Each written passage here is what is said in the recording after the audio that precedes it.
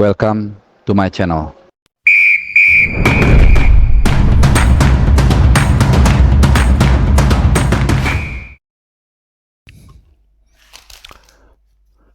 Halo, salam dari Doha, Qatar. Teman-teman, masih berlanjut ya perjuangan kita, perjuangan kalian semua, perjuangan kita masing-masing sesuai dengan porsinya. Pertama gue udah dapat tempat tinggal lagi yang layak, karena kemarin seperti mungkin kalian yang ngikutin channel gue sudah siap kembali ke Indonesia dari Abdullah bin Khalifah, tapi kita semua tahu kemarin kita berhasil membuat kejutan, atau lebih tepatnya mungkin 2 hari lalu ya, sehingga gue udah gak punya hotel, akhirnya nebeng di hotel temen lah, seorang kolega, tidur di karpet. Karena ya memang udah terlalu malam, untuk cari hotel juga udah susah, dan kemudian sekarang ya gue udah dapat tempat tidur yang layak seperti kalian lihat di belakang. Jadi ya oke, gue lebih tenang dan juga bisa kembali report ke kalian terkait dengan persiapan tim nasional Indonesia di 16 besar. Kita semua tahu Indonesia akan menghadapi Australia di Jassim bin Hamad Stadium. Jadi gue update sekali lagi, stadion ini nggak besar, kecil ya, dan bukan hanya kecil dari kapasitas, tapi juga sangat compact, sangat sempit gitu ya, sesak. Kapasitas penonton juga jadi nggak banyak. Jadi gue nggak tahu ya, mudah-mudahan nanti lawan Australia nanti banyak yang bisa datang lah kapasitas, karena Australia juga katanya banyak penontonnya, banyak yang hadir di sana ya. Kita akan lihat nanti seperti apa. Yang pasti kita sudah melihat bagaimana peran dari penonton Indonesia, baik yang umum yang datang dari berbagai negara di sekitar Timur Tengah ya. Gue dapat informasi juga, ternyata mereka banyak yang dari Dubai, dari Saudi, dari Bahrain, dari mana-mana, dari sekitar Timur Tengah yang mendukung tim nasional Indonesia. Jadi di luar dari Ultras Garuda Qatar yang memang menjadi penyokong utama lah dalam mendukung Merah Putih di stadion ya. Tapi semua gue coba sebutkan ya, baik yang juga dari tanah air datang langsung di 3 pertandingan awal. Ini tentunya sangat memberikan manfaat. Jadi kita berharap nanti di pertandingan lawan Australia di Jassim bin Hamad itu juga akan kembali kita bisa memberikan motivasi, semangat untuk Rizky Ridho dan kawan-kawan. Nah, di video kali ini gue juga akan men-share ke kalian persiapan tim nasional Indonesia di sesi training kemarin. Jadi ternyata bukan gue aja yang sudah siap living on a jet plane ya. Jadi ya gue nggak usah sebut nama lah, karena kalian sendiri bisa lihat ya kan, ada Malis kalau nggak salah di sosmednya juga udah packing koper, udah siap-siap. Jadi bukan hanya gue, teman-teman, bukan beberapa rekan media juga yang kemarin bukan pesimis ya, tapi kita kan selalu harus siap dengan segala kemungkinan. Tapi ternyata kemarin kemungkinan yang paling terakhir itu yang dikabulkan ya. Kita bersyukur untuk semua itu ya. Jadi sekali lagi gue masih melihat ternyata masih ada beberapa yang nyinyir juga ya teman-teman ya. Ini sih keterlaluan menurut gue. Jadi kalau kalian tahu gue termasuk orang yang kritis sebenarnya dengan tim nasional, dengan PSSI. Tapi gue selalu dulu tuh bilang, kalau memang bagus ya kita puji, sesimpel itu. Kalau memang ada prestasi kita harus akui. Jadi jangan ada tendensi selalu memuji habis-habisan, tapi juga ada tendensi menghujat habis-habisan. Jadi jangan selalu benar apapun yang dilakukan, tapi juga di sisi lain ada yang selalu salah apapun yang dilakukan, gitu ya. Oke.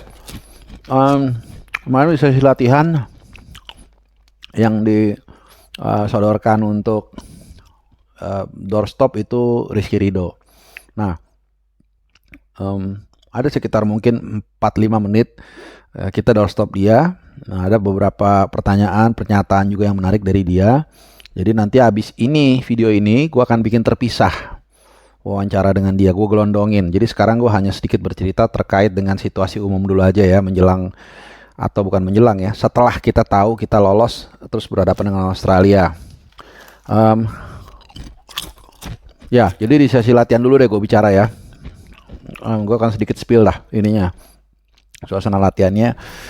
memang sudah bisa diprediksi latihan tadi di Al Egla seperti Al Egla di Pitch 2 itu seperti biasa, itu memang tempat latihan Indonesia. Sudah kira-kira lah akan berjalan lebih rileks, vibes-nya juga lebih santai, kemudian juga sambil bukan bercanda ya, tapi lebih cheers up ya, karena itu tadi ini kan sebenarnya kita sudah memenuhi target ya, lolos ke 16 besar. Jadi ya sekali lagi gue nggak usah sebutin namanya, intinya mereka tinggal menikmati aja nanti pertandingan Australia. Menikmati dalam arti ya nggak usah terbeban. Nah, sekali lagi ya, gue beberapa kali membuat prediksi atau analisa. Gue nggak bilang gue selalu benar, gue juga nggak bisa bilang selalu salah. Karena kemarin gue bilang 98% peluang Indonesia itu lolos, dan ternyata benar itu bukannya asal-asalan. Gue nggak bilang itu juga gambling tanpa alasan, karena kita punya 8 sampai 9 skenario gitu. Jadi gue berpikir, oh ini harusnya ada nyangkut satu nih teman-teman ya, dan ternyata benar walaupun di saat-saat terakhir. Nah, skenario atau bukan skenario, tapi analisa atau prediksi yang gue buat ini pun bukan mutlak ya, jadi seperti proyeksi.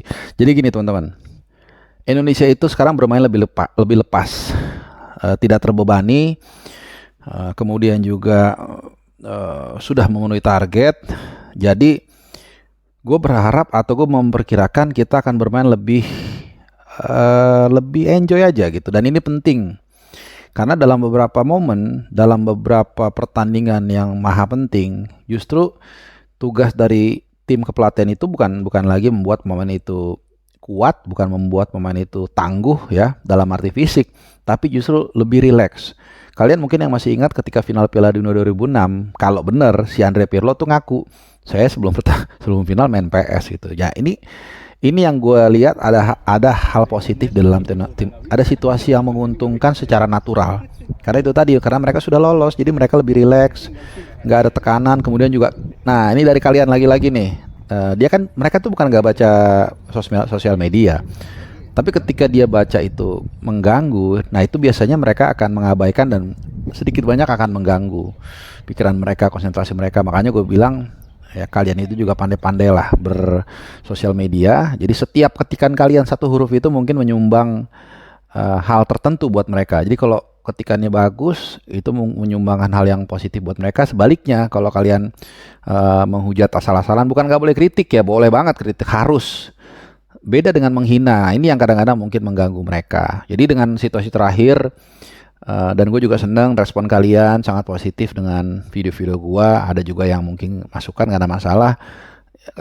Secara umum juga di mana-mana kita lihat bagaimana apresiasi 269.990.999 rakyat Indonesia yang mengapresiasi dan suka dengan mereka. Ini tentunya membuat mereka juga lebih lift up ya. Dan itu kemarin gue sampaikan juga secara simpel ya, bahwa ya ke Rizky Ridho yang di interview, gue bilang fans berterima kasih buat kalian. Gue rasa itu cukup lah ya, biar nggak terlalu lebay begitu ya. Jadi ini hal-hal seperti ini yang membuat gue rasa Indonesia bisa bermain lepas nanti lawan Australia. Sebaliknya, Australia itu justru dalam pressure. Ketika Indonesia menghadapi Jepang, betul Jepang juga ada pressure, tapi kita juga punya pressure karena kita diwajibkan tidak kalah, bahkan harus menang kalau kita mau lolos. Sementara lawannya berat, kita tahu Jepang seperti apa kan. Nah sementara Australia, mereka dalam posisi pasti pressure. Walaupun memang yang gua tahu skuadnya ini skuad yang relatif muda ya. Ada beberapa bintang yang nggak ikut, tapi tetap aja mereka kan diunggulkan lah. Pasti secara materi juga kita harus akui mereka di atas kita. Tapi itu tadi, kontras inilah yang gue lihat, kok ada sekelumit harapan kita bisa do something. Mungkin kita bisa nahan imbang, kemudian ada penalti, whatsoever hasilnya, tapi dengan komposisi bahwa mereka terpressurize, mereka sangat terpressure, apalagi melihat bahwa kita improve, ya gue nggak bilang kita bagus, wow gitu, enggak. Kemudian kita juga relax, we might never know ya what happen. Ya, yang jelas mungkin seperti itu kira-kira situasi umumnya.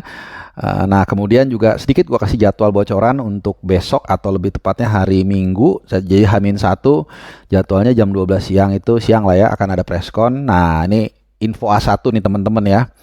Tapi bukan line up. Kalau line up gue gak akan bocorin kalau gue pun tahu. Ini kan gak terlalu masalah. Jadi nanti presscon akan dihadiri Sintayong seperti biasa dan pemain bernomor punggung 12. Oke. Jadi dari yang pertama itu kan Asnawi, yang kedua itu Jordi Amat, yang ketiga itu siapa ya? Lupa aku jadi blank ya. Ya pokoknya gitulah ya. Yang pasti nanti yang berikutnya ini nomor 12. Oke. Apalagi ya? Egy Maulana yang ketiga. Akhirnya gue ingat juga. Yang nanti besok itu nomor 12. Nah, nanti ya dilanjutkan nanti latihan lagi di Allegra jam 2 siang. Sekali lagi ini memang untuk menyamakan dengan waktu kita tanding itu nanti lawan Jepang itu jam 2 ya, jam 2 siang juga ya waktu sini ya. Jam 2 atau 2.30 lah seperti itu kira-kira. Oke, sekian dulu update video gua dari Doha, Qatar dalam perjalanan mengawal perjalanan timnas Indonesia di Piala Asia kali ini. Salam.